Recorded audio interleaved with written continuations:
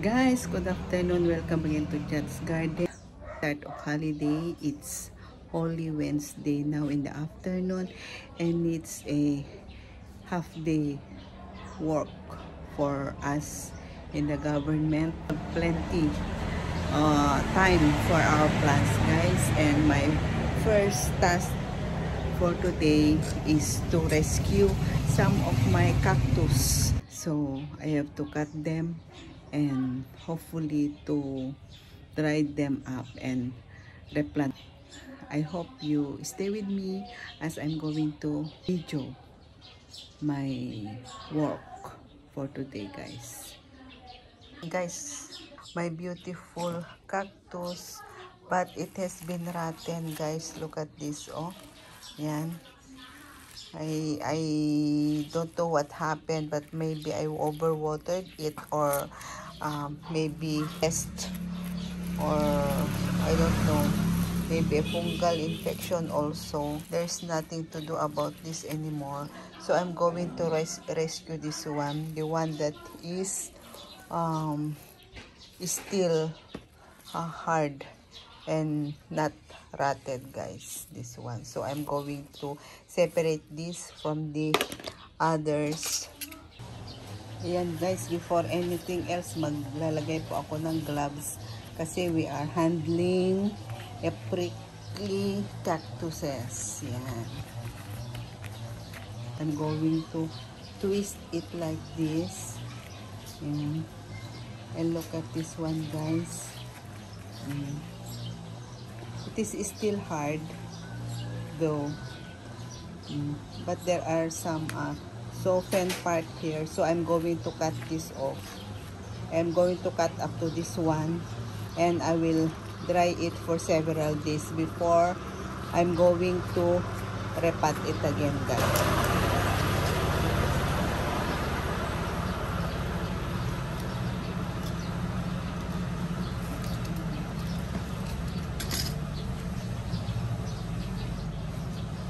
Look at this part.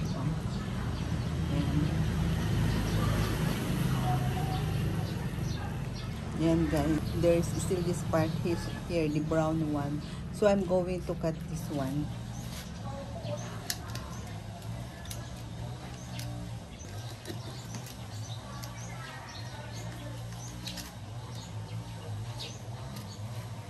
Yan, guys. Ito na siya. The fresh ones. Fresh na po siya. Ayan.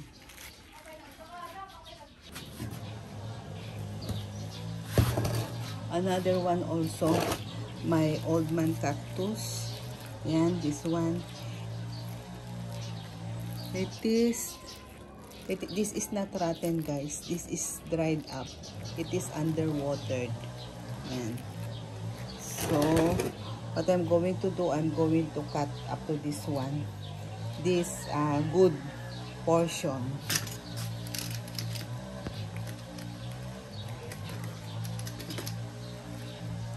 Yan. Then I am going also to dry this up in several days.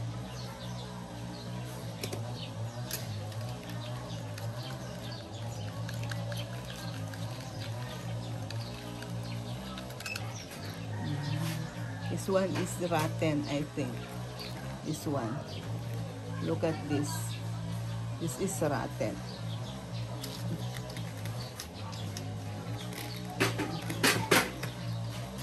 Yan. Okay na siya. This portion.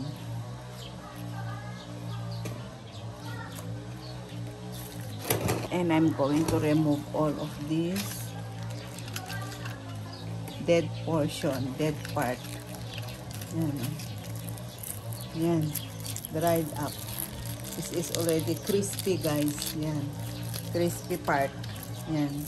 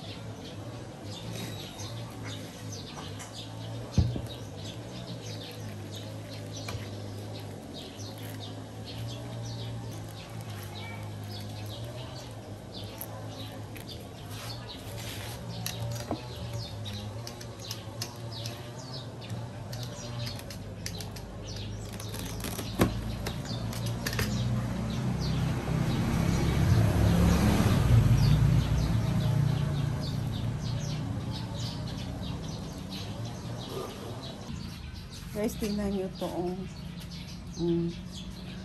Kawawa naman siya. Naglambitin na lang siya. So, ikat ko na lang siya dito, guys. Yan. Meron pa isa. Natira.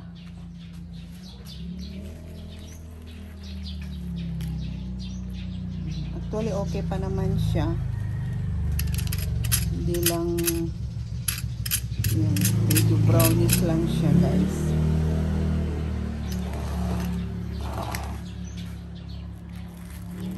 Ito, na-dehydrate din siya. Oh. Dehydrated.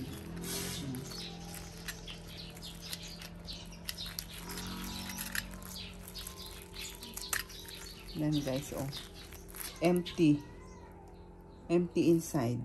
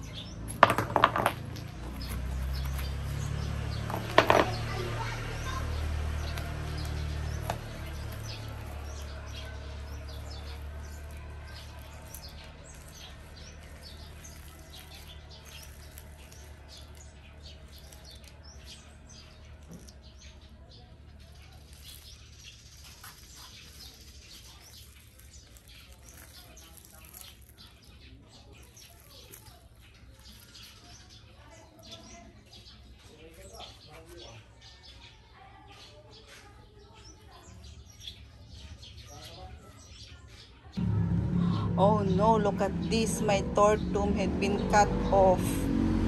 Oh, kawawa naman siya. So, it's about time to cut and propagate it, guys. No?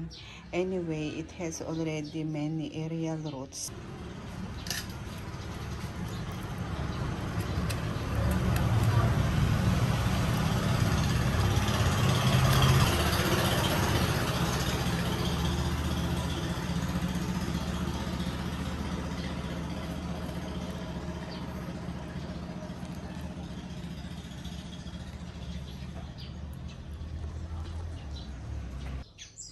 Ayan guys, so ito na po yung mga nakuha natin. Yan. Tingnan nyo tong ating cactus na isa, oh.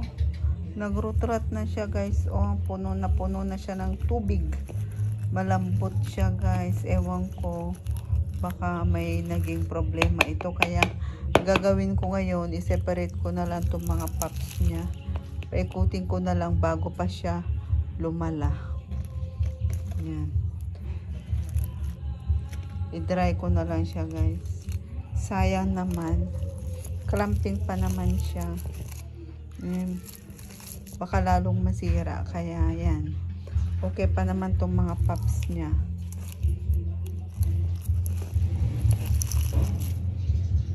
Paikotin ko na lang, tinanggal ko na siya.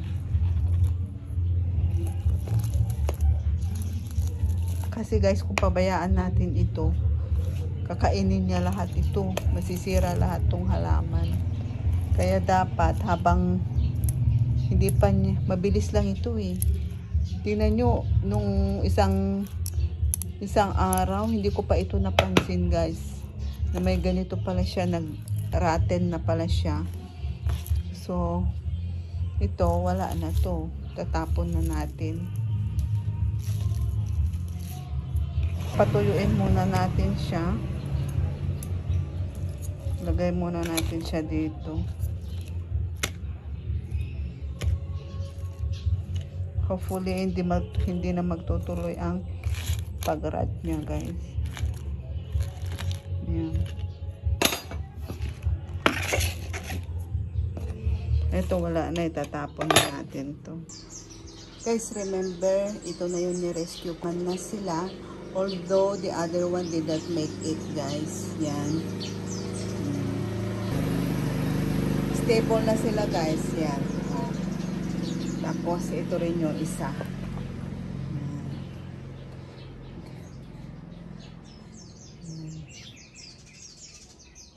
Successful po ang ating pag-rescue sa kanila. On time po tayo, kaya hindi po siya namatay. Hindi po lahat namatay. Just imagine kung na-late lang tayo ng konti, wala, mauubos lang ito guys. Magraraten lahat. Guys, tingnan nyo itong ating rat tail. Yan. Ito oh. Ito yung kanyang stump. Dried up na siya. Bali, I got some stems from here and I stick it in another pot, and I'm very happy to tell you that it survived. But then look at this one. I don't know what happened, if it is dehydrated, it is sunburned, or I don't think this is rotten. This is not rotten guys, although there are babies coming out, so I'll just leave it this way muna. And also this one, oh, look at the pups that are coming out, and also this one. I'm very happy with this one. Oh, and I'm planning to separate this one, so I don't know if, what do you think guys, if I remove this rat tail and this one will stay here or the other way around? This is so beautiful guys. Oh, I'm going to remain it this way for the meantime. I'm not going to propagate it. Yan. I love seeing it this way. The clumping one. Nice guys. Look at the ones that I stick here months ago, and I'm happy to see them survive guys. Yan. Can't wait to see them grow and grow every day guys. There. Yan, look at my Rhipsalis. They are having very nice color. The color is darkened guys. Yan. And I don't know. This is not a disease. It's like corking. So I'm going to replant this. It's corking already because this has been here for several years now guys. Yan. And this is very long already, so it needs to be replanted again guys. Yan. My Rhipsalis. And also my fairy castle cactus. Yan. Maganda na siya. Ang laki na niya. Oh, yan. Nandito lang siya together with the aloe vera. Yan, rain or shine, dito lang siya guys. Yan. Proud to show you my Richie. Yan. Napakaganda rin ng kanyang mga dahon. Yan. Gustong-gusto niya itong kanyang place. At ito naman ang ating this plant, ang ating Forever Witch, ang ating fire cactus. Yan. Meron din tayo dito isang columnar cactus. At ang ating also crab cactus. Yan. At ang isang Rhipsalis din doon, guys. Yan. Ito sila. Ayan na muna for today, guys. Thank you so much for watching. I hope you enjoy my video for today. I hope to see you again soon. Have a healthy and happy planting to us all. Thank you so much for always being here with me. Goodbye.